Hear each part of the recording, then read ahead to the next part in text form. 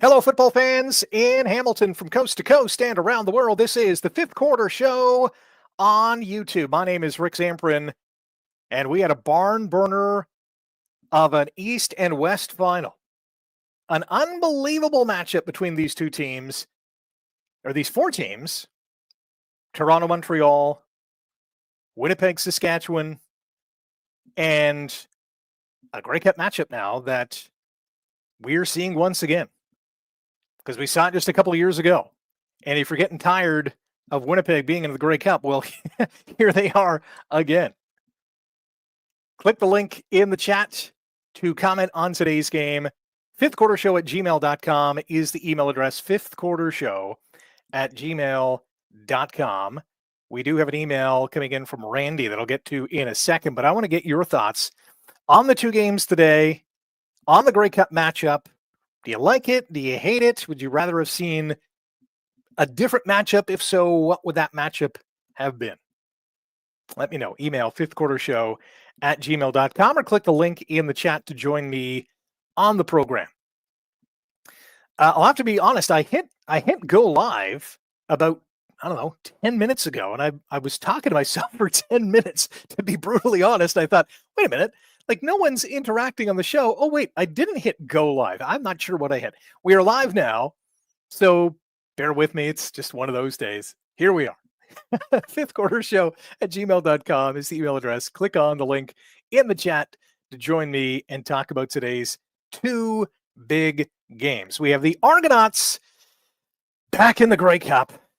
Second time in 3 years. They beat Montreal 30-28 in what was a very exciting game in Montreal. And the Winnipeg Blue Bombers, 5 straight years that the Bombers will challenge for the Grey Cup.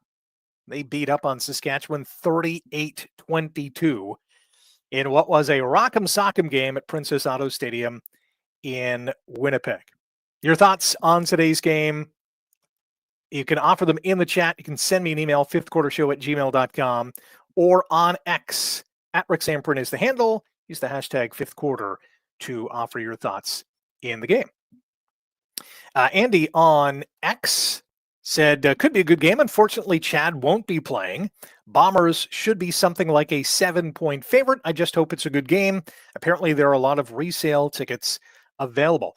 Two things. If you didn't see either of the games and are just tuning in, Chad Kelly is not going to play in the Grey Cup. The starting quarterback for the Toronto Argonauts broke his leg in the third quarter against the Alouettes. And it was an innocent play. He was running the football, trying to get a first down, kind of dove to the first down marker, and one of the Alouettes players landed on his right lower leg, and he got up, hobbled around, and you could see Kelly trying to stabilize his lower right leg as he went back down to the ground. And it was a smidge gruesome. I'm sure he had some queasy moments, but full marks to Toronto to kind of, because that's a psychological blow, but full marks to Toronto to keep their head in the game, knowing that Kelly was gone and on his way to the hospital. And apparently he's having surgery there tonight and is not going to play in the Grey Cup for Toronto. And the Argonauts going to meet a Bombers team. That was a buzzsaw tonight. Just ask anyone in green and white tonight. The Riders got railroaded 38-22. fifthquartershow@gmail.com. Here's Randy's email. Randy writes, good evening, Rick. As a Tiger Cat fan, I am disappointed with the Argos win today. No surprise there. The Alouettes came up short. Montreal needed that 2-point conversion late in the game. Your predictions about Toronto are so far correct. I can only hope a West team can beat the Argos. The Argos will not have Chad Kelly. Nick Arbuckle did well in relief of Kelly. Will Arbuckle be enough for Toronto? Randy writes, I can't see myself getting excited at watching Toronto in the Grey Cup. This is not a fan interest draw for me. My thoughts go back to that last Hamilton game versus Ottawa. It'll be a long offseason. The Western game was entertaining, but had the anticipated result. Schaefer Baker with a great receiving game for Sask. Zach Caleros and Brady Oliveira had effective games for Winnipeg. It will be interesting to see the Grey Cup TV ratings after this one between Toronto and Winnipeg. Another Grey Cup visit year for Winnipeg, 2019 to 2024. Have a great weekend, Rick.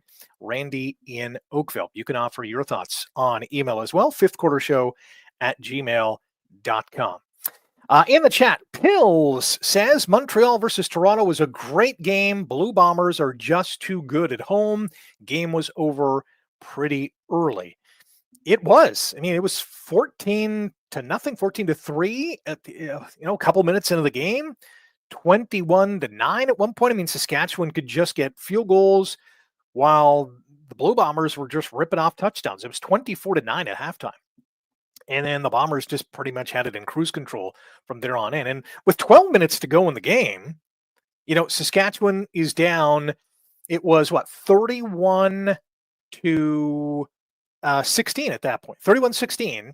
It's 3rd and 4 from their own 24 with about 12 minutes to go in the game. Corey Mace goes for it, which I thought was way too early to be going for it on 3rd down from your 24. Listen, if there's a few minutes left, sure, but 12 minutes to go, that's a lot of time in the Canadian Football League. They don't end up getting it. Winnipeg on that drive, that turnover gets a touchdown, and it's game over, 38-16. Saskatchewan scores a touchdown with a few seconds left, and that's the ball game. fifthquartershow@gmail.com is the email. Offer your thoughts in the chat on today's two games, East and West Final. What do you think about this matchup, Toronto versus Winnipeg? Is this the matchup that you wanted to see? Or are you kind of cringing thinking, no, I wanted to see, I don't know, BC and Montreal, or maybe Saskatchewan and Ottawa?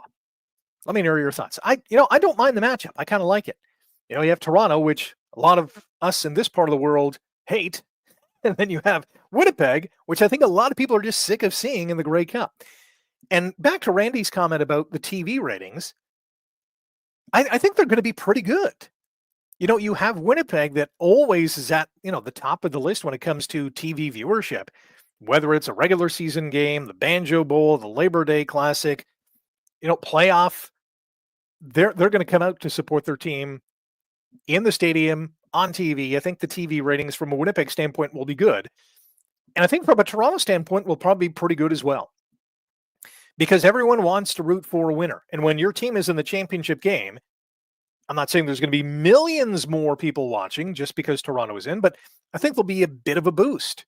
There's a bit of intrigue.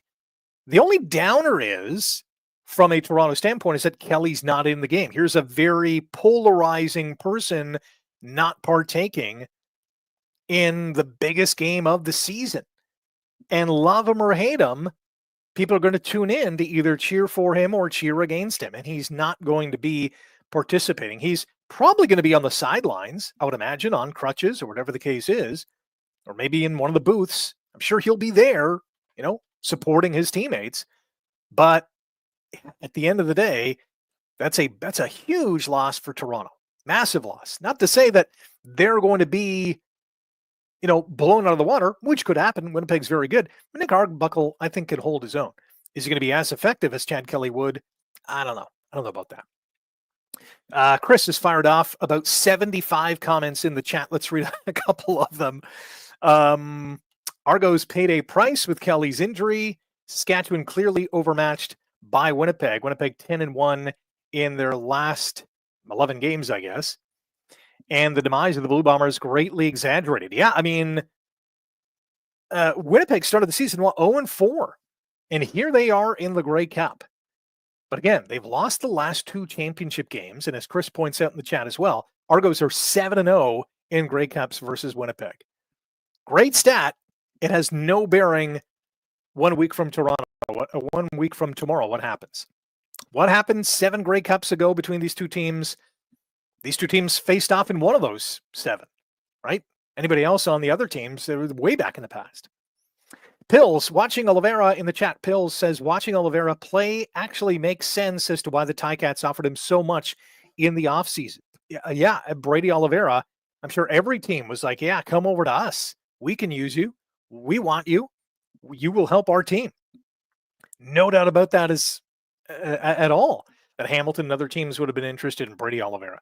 And he could have commanded that price point with any team in the Canadian Football League. Absolutely. Any team in the Canadian Football League. Andy on X, at Rick Zamperin is the handle.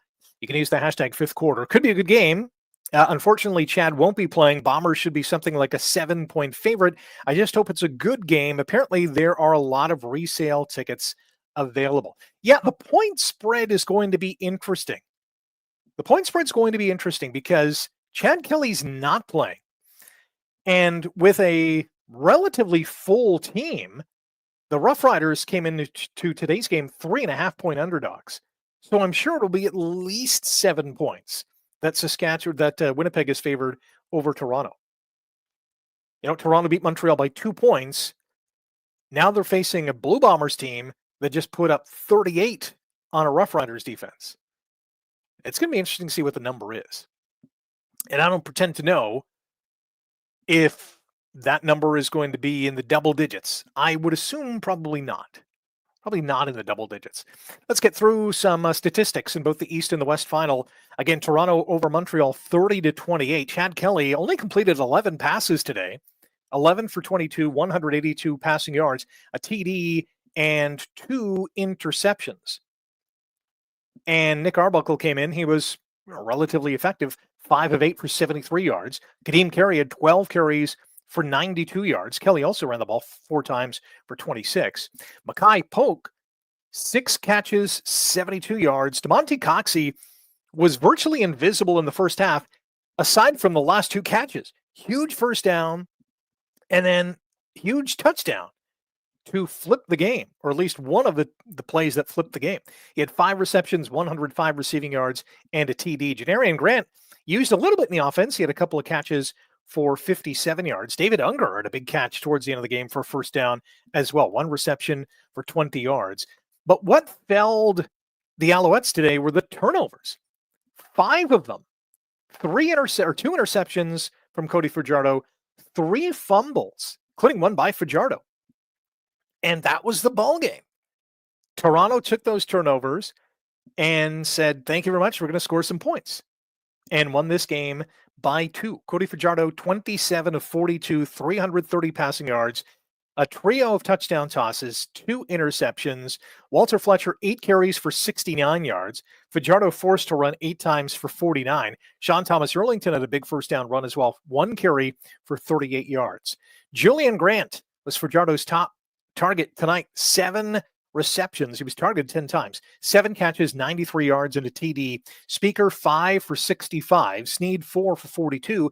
Austin Mack scoring his first touchdown to 2024 after coming back from a failed stint in the NFL. 3 catches, 32 yards, and 3 for 32 for Charleston Rambo as well. Walter Fletcher, a receiving touchdown for Montreal.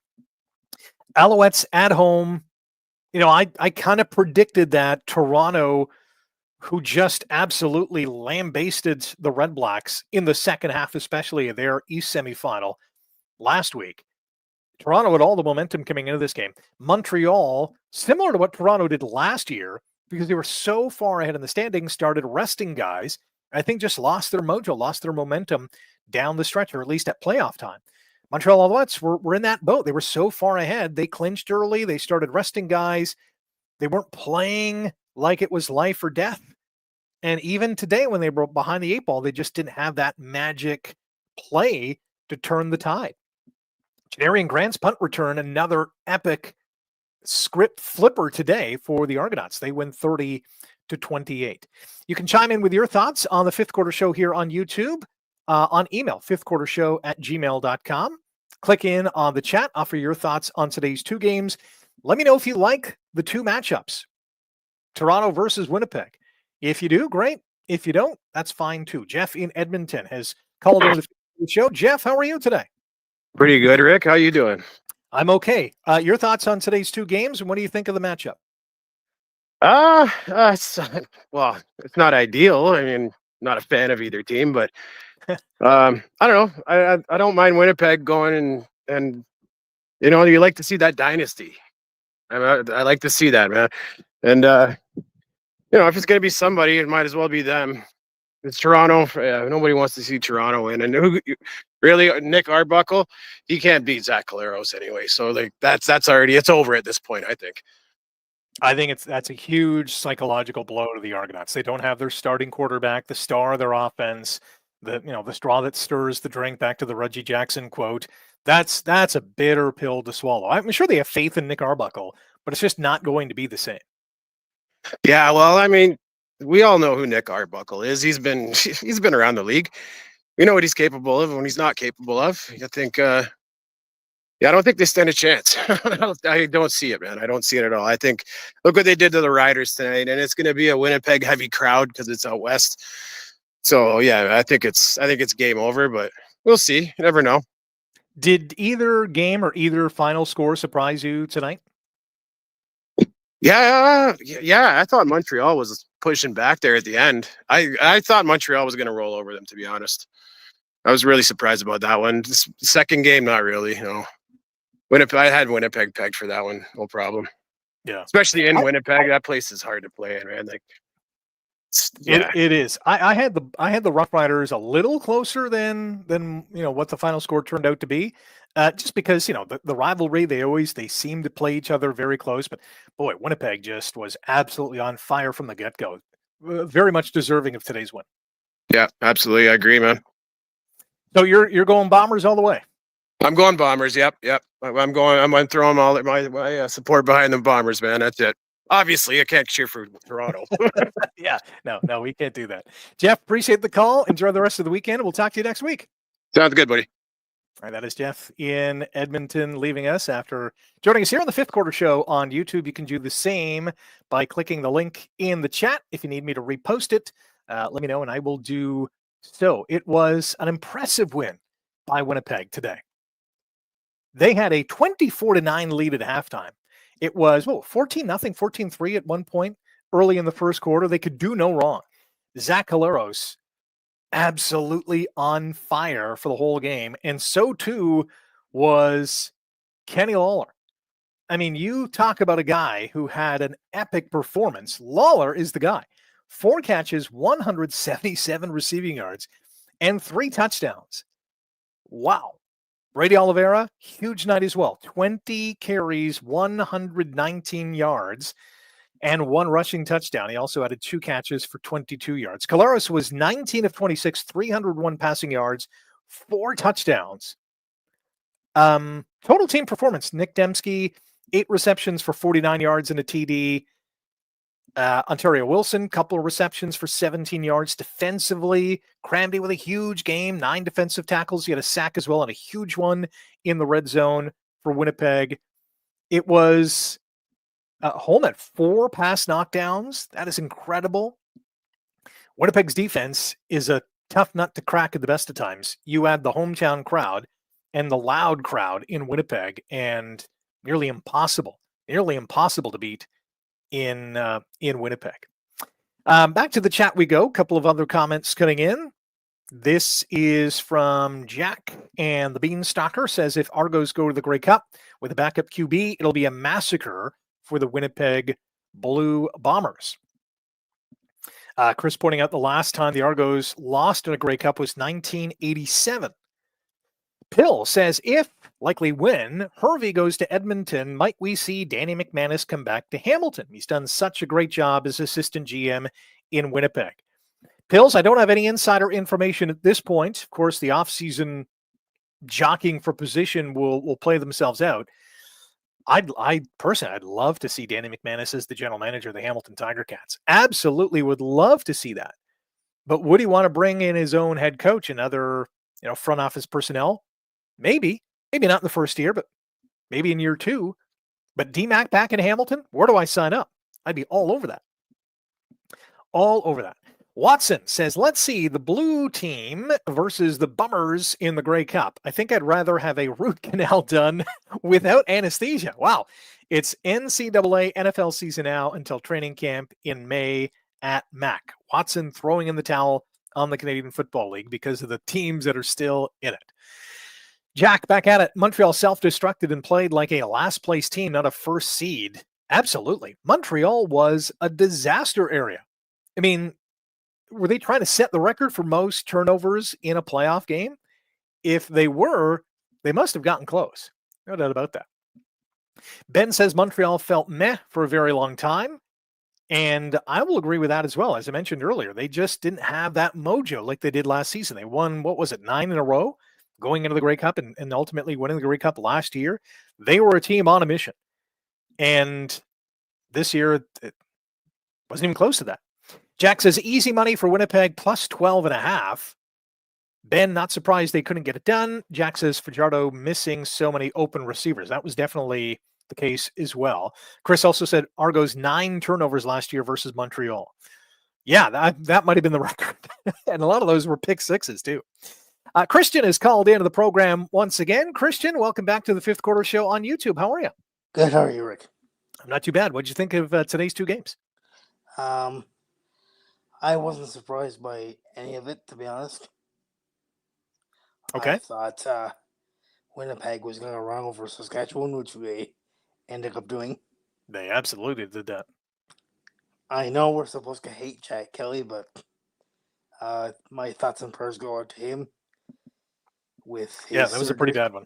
That's a pretty bad injury. Yeah.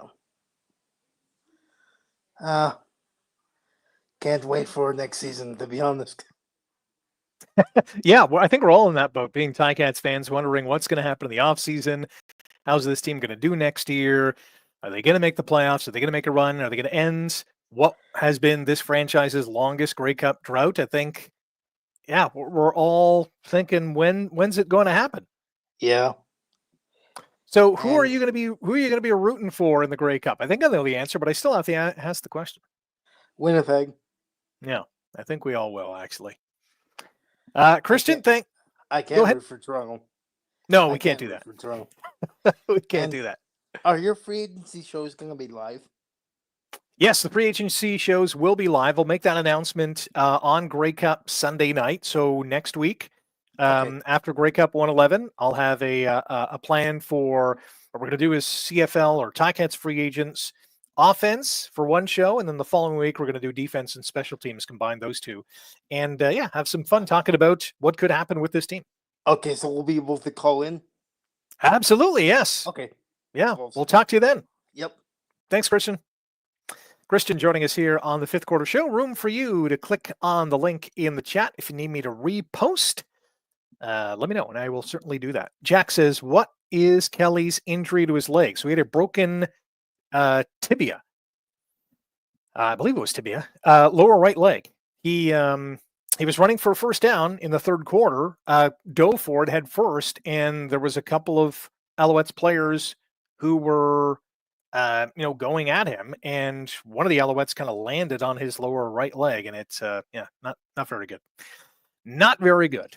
Pill says, are you going to be digging into the draft too in the offseason? Yes, absolutely. So on draft night, certainly we'll have a show. We'll have a live show. We can, react to the Tiger Cats picks, get your thoughts on who they should be picking, and then reaction to who they have picked.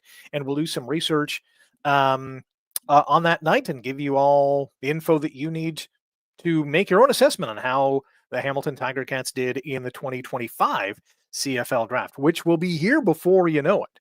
I'm sure of that. Saskatchewan stats. Let's unload some of those on you. Trevor Harris tonight, 25 of 44, 283 passing yards, 1 passing touchdown. AJ Ouellette, relatively silent, 10 carries for 51 yards and 1 rushing touchdown. Keon Schaefer-Baker was an absolute house. Lawler for the Bombers was unconscious. Schaefer-Baker for Saskatchewan was just as unconscious. 12 receptions, 162 yards. Didn't get into the end zone, though. So Lawler has that on him. He had 3 touchdowns. Schaefer-Baker not into the end zone. MLS did get into the end zone. 1 touchdown right at the end. 4 receptions, 58 yards for the Saskatchewan Roughriders. And when you look at the final stats, relatively close in terms of the turnover battle. Saskatchewan had 3 turnovers, Winnipeg 2. Very few penalties in the game. Winnipeg penalized 2 times for 32 yards. Saskatchewan 3 for 18. And Winnipeg had 22 first downs. Saskatchewan had 20. But you look at the other stats like net offense, 482 yards for Winnipeg, 352 for Saskatchewan. And the average gain, it kind of sums it up too, 8.6 yards for Winnipeg, 5.8 for the Rough Riders. I think the better team won both games, in fact. I think Winnipeg was much better than Saskatchewan. I think down the stretch, Toronto was really starting to get hot, and I think they deserve the trip to the Grey Cup. As much as we don't want to see them play for a championship, or dare I say it, win another championship, I think they were the much better team than Montreal today. Final score in Montreal, 30-20 for the Argonauts, and Winnipeg absolutely hammering Saskatchewan 38-22. Got an email, fifthquartershow@gmail.com. This one is from Philly Filski, and it's relatively lengthy, so bear with me as I read Philly Filski's comments. He says, well, watching the Eastern Final for me was like going to a local restaurant and having a choice, say, between liver or pig's feet. You detest both, but you have to pick one. Unfortunately, one of those two teams had to win. In this case, the hated Argos. Albeit, I am glad, in a way, that scrub quarterback Fajardo and his magic show has come to an end. Last year's improbable and fluke Red Cup championship notwithstanding, good riddance. Oh, by the way, I had the television on mute for the entire game. Not so much did I not want to listen to the insufferable tandem of Rod Smith and Dwayne Ford, but those idiotic horns Montreal fans blew all game, which you can hear clear as a bell in the background, were absolutely annoying. Those things should be outright banned by the CFL. They are worse than gas-powered leaf blowers. LOL. Philly Filski says, as for the Western Final, I go back to my previous analogy with liver and pig's feet. One of the two teams unfortunately had to win. I'm not a fan of either, but being honest, seeing the great Caleros en route to yet another championship game completely rots your socks as a Tiger Cat fan. Oh, what could have been had his relationship with the Hamilton organization not self-destructed back in 2017. Philly Filski goes on to say, I also wish to comment on your remarks last show regarding CFL referee Andre Proulx. The inappropriate fist bump with CFL felon Chad Kelly aside, this man's controversial calls against the Tiger Cats since that infamous holding penalty in the 2014 Grey Cup wiping out Brandon Banks' punt return TD is legendary. Matter of fact, he puts fellow Tiger Cat nemesis officials like Ross Perrier and Jake Ireland to shame. I've always referred to this as being the Proulx factor. That is, whenever the Tiger Cats enter an important game with Proulx officiating, they not only have to beat the opponent, but also overcome Proux's phantom holding and pass interference calls, weak roughing calls, non-calls, or calls that make you go, huh? Seeing official number 28 trotting onto the field in a meaningful Tiger Cat contest equates to standing on the deck of the starship USS Enterprise with Picard and the gang and watching the Borg cube slowly closing in, along with the ominous music. You know it's not going to end well. His egregious calls against the Tiger Cats through the years, most notably during critical moments of the game, especially postseason, has been a factor, I believe, in this team not being able to capture Earl Grey's coveted chalice for 24 seasons and counting. Anyway, I will be attending next week's Grey Cup. Don't care who wins. We'll be there for the festivus atmosphere and promote CFL goodwill and support. Always a great party when all CFL fans come together. All the best to you. Your show rocks. Take care. That email, and a good one, from Philly Filski. Philly Filski, thank you so much for chiming in. fifthquartershow@gmail.com is the email address. Number 5, fifthquartershow@gmail.com. It's splashed on your screen now. Speaking of the screen, let's get back to your chat, or the chat, with your comments. Just got to scroll up just a wee bit.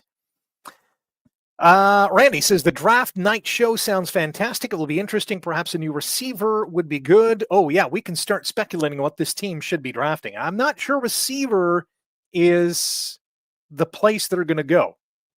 Now, think about the Canadian content, unless they don't re-sign Keandre Smith. You don't do that, and okay, now we need someone, because Tyler Turnowski is not quite up to Keandre Smith's talent level at this point. So if Smith doesn't resign, yeah, that's certainly an automatic need when it comes to the Tiger Cats in the CFL draft. But that's a discussion for April.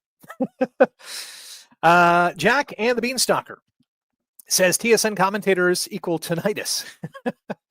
Nona says, looking forward to the draft night show. I know it's going to be amazing. Draft night's always fun because it's like a game. You don't know what's going to happen. You kind of have a feeling. You kind of have a roadmap, or at least you think of what's going to happen, and then something, comes out of nowhere, and it really flips the script on its head. Yeah, it's going to be a fun night. Bat Shark Repellent. I love these handles. The emotion shown by the Argos players and coaching staff after Chad's injury was powerful. Never underestimate a motivated team. The Argos could pull an upset. This is very true. We've kind of seen this before, right? Starting quarterback goes down, or star receiver, star running back, and a very important figure on a football team goes down. And the very next week, the team rallies for that player. So it's not a fait accompli that Toronto's going to get their doors blown off by Winnipeg next week. It's the probability is probably there. But the other potential is that this Toronto team somehow finds a way to rally around this, piece of news that certainly they're not a fan of. And this adversity that they have to overcome, that can be a big motivating factor. Now, whether that translates into a win in the biggest game of the year, I don't know. Chris kind of said it best in his call when he said this is going to be a pro-Winnipeg crowd in BC. There's going to be some Argos fans there for sure. No doubt about that. There's going to be a lot of Winnipeg fans in BC. A lot of Winnipeg fans in BC. Ken says, if it was to happen, Nick Arbuckle being a Grey Cup winning quarterback would be an amazing story for him and his family. Absolutely. Can you imagine? Chad Kelly goes down, the polarizing figure, the guy that every fan other than Argos fans love to hate. And Nick Arbuckle comes in and leads his team to a championship. That would be crazy. That would be absolutely crazy. Pill says Philly Filski is a top-tier hater. LOL. Philly Filski's not afraid to, open the chamber, unload the chamber. Jack and the Beanstalker says Filski preaches the deep truth. Pill says they got to sign Smith. He's up there with Beard for me as must-signs. Absolutely. Those are number 1 and 2 for me. Beard at center on this offensive line, the way it played this year, automatic. Must re-sign. Back up the Brinks truck. Relatively speaking in terms of centers in this league. But pay the guy. Pay the guy. The only problem I see with Mr. Beard is that he's got a young and big family. Kid number 4 was born this season. And they're heading back to Alberta, or they're back in Alberta. That's where they live. Is that going to be the go-forward plan for Beard? I don't know. Hope not, because they got a great thing going on the Ticats offensive line for sure. Jack says Winnipeg Blue Bombers going to be prepared for that in terms of, the motivating factors that the Argos will kind of carry with them and try to get past that adversity. Chris says, ironic, Kelly in 2022 came off the bench for injured McLeod Bethel-Thompson and led the Argos to the Grey Cup. Yeah, different kind of circumstances. That was in game. The Argos are going to have a week to prepare with Nick Arbuckle, which I think is going to benefit to them. Back in 2022, Bethel-Thompson gets injured and Kelly comes in and leads them to a late game victory. The adrenaline, the momentum, that was in game. I think having the quarterback and having a team prepare all week long for what they know is going to happen, I think that's a little bit more of an advantage for the Argonauts. If Kelly somehow got hurt, a day before the Grey Cup, I don't know, he stepped on his dog or whatever the case was and broke his ankle. Now you're kind of pooping bricks. And the Argos are going to have at least a week to prepare with Nick Arbuckle. So I think their mindset is going to be relatively stable, although, they just can't get behind Winnipeg like Saskatchewan did today. There's no way that Toronto can go down 14-0 and think they're going to rally and beat this team. It could happen, but Winnipeg is just one of those teams. They're so well coached. Mike O'Shea knows that it's a 60-minute game, and when you're up 14-0, the next drive you want to go up 21-0. Right? They're a machine. That's why they've been in 5 straight Grey Cups. Super talented, all over the field, and can beat you in a variety of ways. Has the best running back in the league, maybe the best receiver in the league in Lawler, arguably one of the top quarterbacks still, on the wrong side of 30. Zach Calero's getting it done in crunch time. This guy just gets it done. And an elite defense, maybe the top defense in the league this year. If not number 1, certainly number 2. No doubt about that. Chris says the Argos have a great receiving core. Yeah, absolutely they do. Coxie, Daniels, who was invisible today, wasn't really targeted today. Polk, Even out of the backfield, Kadeem Carey made a couple of good grabs today. Janarian Grant was used in the offense. Arbuckle's got some talent on that side of the ball, for sure. If the offensive line can keep Winnipeg at bay, Toronto will be able to put up some points. The question is, can they put up enough? For sure. Jack says Winnipeg's running game was outstanding today. It was unconscious. Brady Oliveira, 20 carries, 119 yards, and a TD. And, when he's got the ball, he's just a bulldozer. He'll go through you. He'll go around you. He'll go over you. He'll send you flying. He's a great running back. Great running back. Chris says, will O'Shea go down as the greatest head coach in the CFL? You win 3 Grey Cups in 5 years.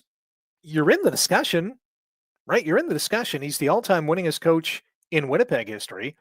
He certainly is a long way to go to catch Wally Bono for most career victories and other head coaches that are up there like Don Matthews.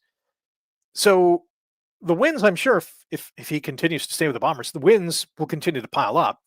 But is he going to go to 5 more Grey Cups in the next 5 years? I doubt it. That's a tall ask. But they got a pretty good team in Winnipeg. Chris also says O-line and D-line.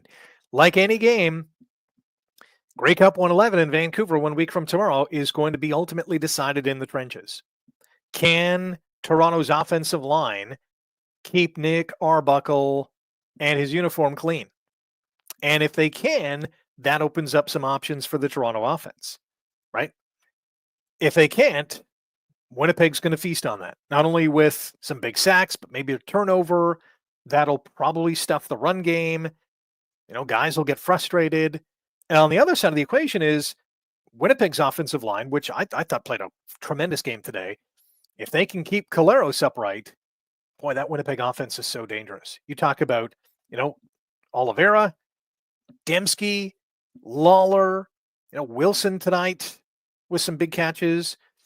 They didn't have Schoen and Wolotarski. I mean, and this team is in the Grey Cup again. Crazy. Absolutely crazy. Jack and the Beanstalker says O'Shea got to be top 10 all time. And Watson says O'Shea better than Bono and Hugh Campbell. Yeah, I mean, those two guys, and there's a lot of guys at the top of the list. Those are two guys that are towards the top of the list. Hugh Campbell, Wally Bono. I mentioned Don Matthews. He's up there. He's got a bunch of wins. A lot of great head coaches in the Canadian Football League, for sure. Watson also says O'Shea better than Bud Grant. Listen, he's got more wins, at least in the regular season or all time with the franchise. But it's all about winning Grey Cups. And if you're a head coach that can continuously win Grey Cups, you got to be put up there with some of the best. Top 10, I'd have to do a little bit of homework on that, but in this generation, I'd say O'Shea is probably the best, if not one of the best. And I'm talking, last 10 years. He's got to be right up there. There's no doubt about that. And Chris says both Argos wins over Winnipeg low-scoring defensive games. Jack also saying Ron Lancaster. Absolutely. Yeah, he's in the discussion too. For sure. Speaking of that, as we kind of reminisce about, head coaches from yesteryear, I've been working over the last couple of weeks on one of the 2 new features that we're going to have here on the Fifth Quarter Show here on YouTube in the off season. One of them is Legends, as we look back at some of the iconic players and coaches and front office personnel of the Hamilton Tiger Cats from yesteryear. And the other one is Seasons. And I'm particularly talking about Seasons to this point because I've, manifested the first 2 or 3 of them. And I think I've enjoyed kind of putting them together. I think you're going to enjoy, consuming them as a Ticats fan because I've already learned so much more in just the last couple of weeks researching the Tiger Cats and the Tigers and the Flying Wildcats and the Alerts and how football started in Hamilton and some of the early successes and failures that this franchise had. I think I hope, fingers crossed, I hope you're going to be pleased. It's really fun to put these things together, and it's really fun. It's going to be really fun to get your reaction to it. Email always open, fifthquartershow@gmail.com. If you watch one of these in the next couple of weeks, it's going to be debuting on the Tuesday following the Grey Cup. That's November 19th. Every Tuesday and Thursday, Seasons and Legends. Let me know what you think. And if there's a player or a coach or a game or a season that you want to have included in this feature, let me know. I've had them all mapped out at this point. I think there's 25 weeks that we're going to be doing this in the off season. But if there's one that really speaks to you, let me know, and I'll certainly try to incorporate that in seasons or legends. Nona says seasons and legends sounds like it will be very interesting. Absolutely. And listen, it's more than just football as well. We're talking about the history of Hamilton and iconic things in the city, and when they started and how they started, the impact of how they relate to not only the city, but the football team as well. It's going to be a lot of fun. Watson also saying live with CDP Talk Show that really show just how far behind the Tiger Cats are from the Argonauts as an organization. I think Watson's giving props to Chris for his show. Yeah, I was on Chris's show last night, actually, on I think it was on Twitter that the link was on that people were watching. And yeah, we were just talking about the Argonauts and the East semifinal, or the East final and the West final, and what could happen. And I almost got the East final score right. I had Argos 29 and Alouettes 27. I was off by 1 point either way. And yeah, it was a lot of fun. Watson says, will there be a specific show on the Flying Wildcats? Watson, the answer is yes, absolutely. There will be a specific show. Fifth quarter show seasons, Flying Wildcats edition will be one of the 25 episodes for sure. I'm already, gleaning at your appetite in terms of, how these things are going to go and how you're going to react to them. It's going to be great, I think. Winnipeg versus Toronto. What do you think? Thumbs up, thumbs down? Are you looking forward to this game? Do you think it's going to be a blowout? Do you think it's going to be a coin flip? What's your gut tell you about this final 1 week from tomorrow in Vancouver? I think, and we're going to talk about the halftime show too, as well next week. The Jonas Brothers, I think, are going to put on a good show. I'm not a huge fan of their music. It's kind of catchy. I like it. But we'll certainly have a reactionary segment to the halftime show as well next week. Chris says thumbs up to the matchup. And I like the matchup too. Winnipeg, Toronto. I think TV ratings will be relatively good. Listen, it's not Tiger Cats and Lions, which I think would have been an epic showdown. But, one team fell short of the playoffs. The other team was not good in its playoff game. Jack also says, Rick, ever thought of adding U Sports Vanier Cup segment? Listen, yeah, hey, big congrats to Wilfrid Laurier University and all the other playoff winners today for advancing to the next round of the U Sports playoff tree, if you will. Laurier absolutely blitzed Western today. It was 51-31 to win the Yates Cup. No, to be honest, Jack, I've not thought about adding a U Sports Vanier Cup segment. Certainly a discussion item, but in terms of a standalone segment, probably not. Probably not. Chris also says, nice to see Western lose. Yeah, for a change. It's nice to see some new teams in the playoffs in the university sports. Chris says, I still miss the voices of AM 900. I still randomly check the channel. Good to hear the fifth quarter still alive and a familiar Hamilton voice. Chris, thank you so much. Yeah, hey, this show is going to continue not only after the Grey Cup as Winnipeg and Toronto battle it out, but in the weeks following the Grey Cup, we're going to have a look at CFL and in specific Tiger Cats free agency in 1 week. And then the following week, we're going to do or offense for Tiger Cats free agents. In the following week, we're going to do defense and special teams. And we'll just talk Tiger Cats football, who we want to see stick around, who the team should target from other teams, what you see this team, what you want this team to look like in 2025, and what you think needs to happen for this team, this franchise, to finally end its Grey Cup drought. It'll be 25 years next year. The longest drought in Tiger Cats franchise history. Longest championship drought in Tiger Cats franchise history. We're living through it right now. Ken also says, Rick, do you know how Paul Osbaldiston is doing? I haven't got an update on Paul. I know he was ill, but I haven't. The last time I saw him was at the. Was he at the Wall of Honor dinner? Oh, I guess it would have been the Wall of Honor game when they had a bunch of the epic, legendary players from years gone by. I went to the Wall of Honor dinner. I don't think Ozzy was there. If he was, I completely missed him. But he certainly was at the game. Chris also reminding us that the Argos had a 31-year Grey Cup drought. Winnipeg's was 29, before they beat Hamilton in 2019. Remember that?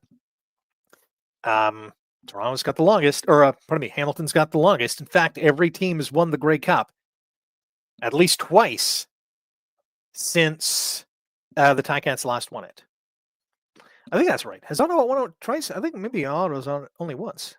I'll have to do some homework on that. Listen, let's wrap things up here on the Fifth Quarter Show on YouTube. We had two epic games today. Toronto beating Montreal 30-28, and the Winnipeg Blue Bombers all over Saskatchewan 38-22.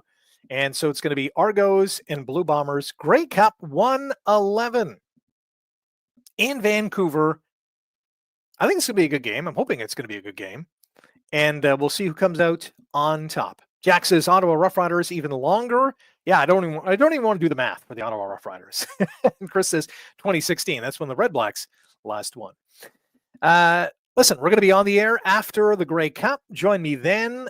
Tuesday, another round and the final one of Sober Second Thoughts for this offseason or for this season. Drops on Tuesday. Picks, props, and predictions, the final edition on Thursday. And then starting November 19th, it's the Fifth Quarter Show Seasons.